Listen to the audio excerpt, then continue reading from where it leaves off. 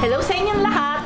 Narito na naman si Mami Essie para mag-share na naman sa inyo ng isang masarap na recipe na nakalakihan na po namin to nung araw sa amin sa Ubando. Pero kami po kasi ay nasa isla. Ito po ay niluluto po talaga to na masarap ipalaman sa mainit na pandesal, monay, ang halayang niyog.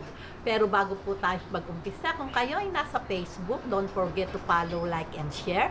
At kung nasa YouTube naman po, wag lang kalimutang mag-subscribe at pindutin ang bell button para lagi kayong updated sa ating mga bagong video. Ngayon, narito po ang ating mga kakailanganing sangkap.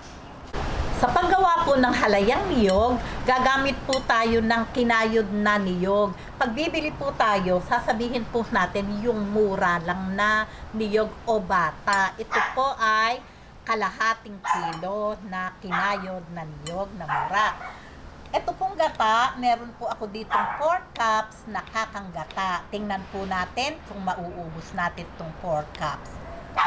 2 cups na asukal na puti. 3 tablespoon cornstarch, at ito po yung ating anis palay. Kung wala pong mabili sa lugar nyo na anis palay, pwede na din po ang pandan o vanilla. Okay, ngayon po umpisahan na po natin yung pagtitimpla.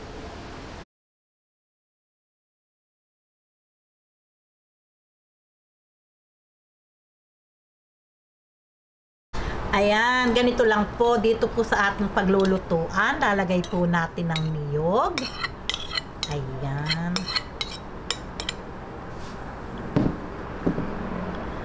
Ang sugar. Ito po ay 2 cups. 1 cup and a half muna po yung ating ilalagay at pwede naman pong tikman.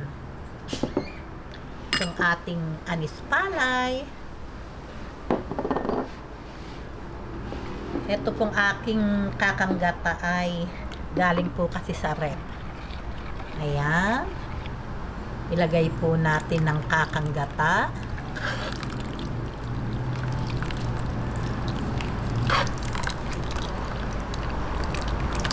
Ayan. Magtira lang po tayo ng pangtunaw dito sa aking cornstarch.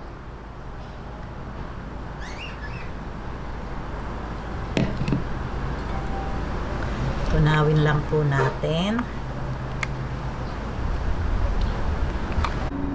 Ayan, pagka po ganitong tunaw na tong ating cornstarch, ilalagay na din po natin to. Ganyan lang po yan. Sabay-sabay lang po yung ating paglalagay.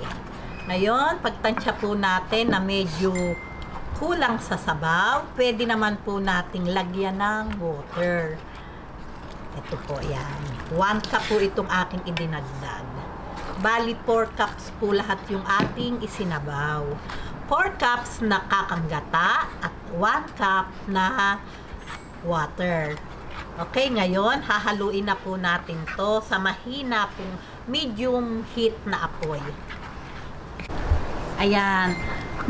Kailangan po ganitong kadami yung inyong isasabaw. Yun po bang hindi po kailangang medyo dry yung ating, malalaman nyo naman po pag kulang sa sabaw, kailangan po ganito yung ating texture ng ating gagawing halayang niyog.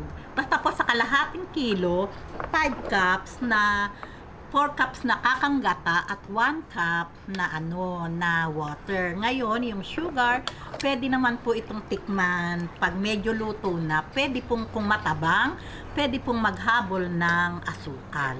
Ngayon, ito po hahaluin natin hanggang sa lumapot po siya. Yan. Halo lang po ng halo, wag natin titigilan. Yung pong apoy, nasa medium heat lang po hanggang sa ma-reduce yung ating gata. Okay, pakikita ko po sa inyo. Okay. Ayan, nakita nyo po, lumalapot na po siya. Pero kailangan po, siyempre po, ay yung para siyang halaya na nai-spread.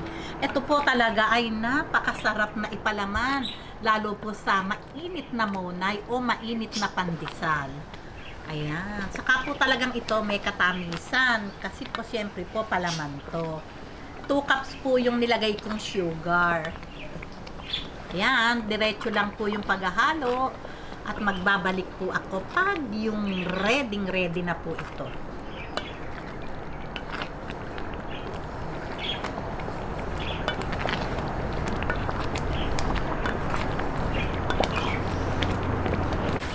Ayan, pagka po ganito, na-reduce na po yung gata, talaga pong hinipit na nung ating niyog, okay na po ito. Kasi po pag ito'y lumamig, mas mag-firm pa po ito, mabubuo pa po. Hindi naman siya mabubuo, yung tamang-tama po siyang ipang-spread sa ating kahit po anong klaseng monay, sliced bread, ay okay na okay po. Ayan, patayin na po natin ang apoy. At tayo po ay mag-iinit ng monay. Pero sa kawali ko lang po iinit. Okay.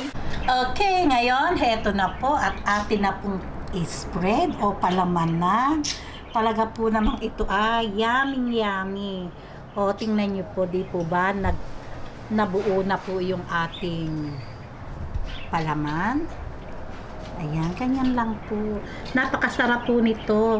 Iinit po natin yung monay. Tapos, pwede din po sa pandesal na mainit. Ay, talaga naman pong yummy. Meron na kayong masarap na palaman.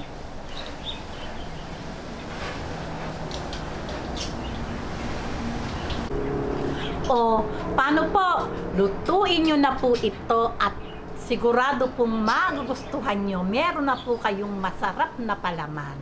O, di po ba?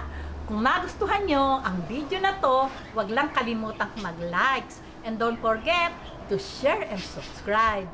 Babu!